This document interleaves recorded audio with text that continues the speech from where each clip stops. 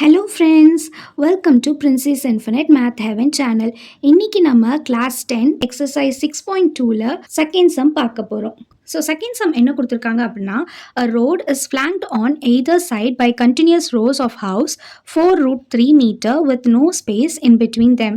A pedestrian is standing on a median of a road facing a row house. The angle of elevation from the pedestrian to the top of the house is 30 degree.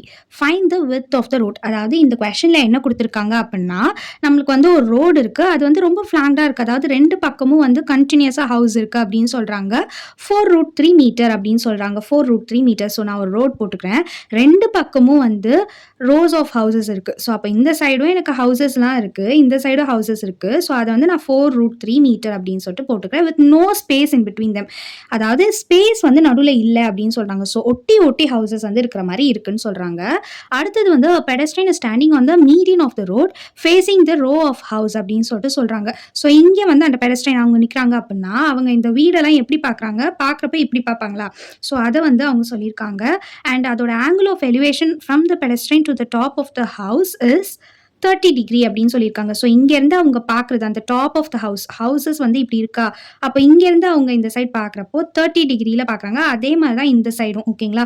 அப்போ 30 டிகிரியில் வந்து பார்க்குறாங்க. அவங்க என்ன பண்ண சொல்லியிருக்காங்கன்னா, find the width of the road. அதாவது நம்ம இந்த இது இருக்கு இல்லையா, இந்த வித் ஆஃப் த ரோடு, இந்த ரோடோட வித்தை வந்து நம்ம ஃபைண்ட் பண்ணணும்னு சொல்லியிருக்காங்க.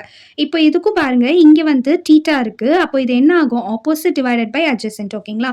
அப்போ இதுக்கும் நம்ம டான் டீட்டா ஃபார்மில் தான் போட போகிறோம். அப்போ பாருங்கள், tan theta is equal to opposite divided by adjacent.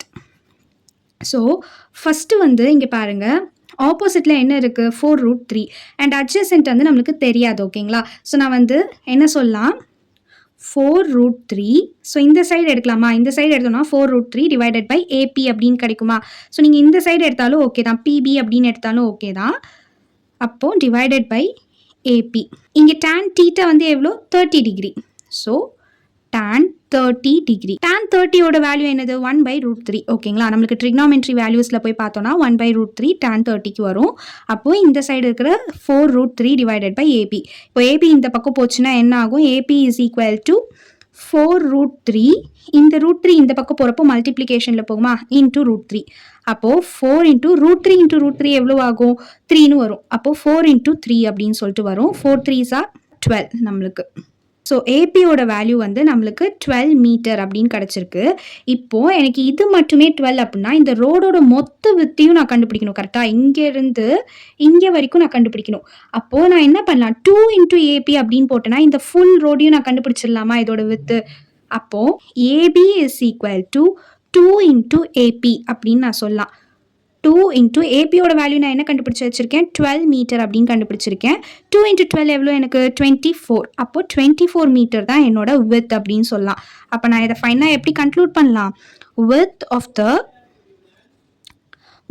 the road is 24 metre அப்படின்னு சொல்லிட்டு நான் சொல்லலாம். புரிஞ்சுதா இந்த சம்மு?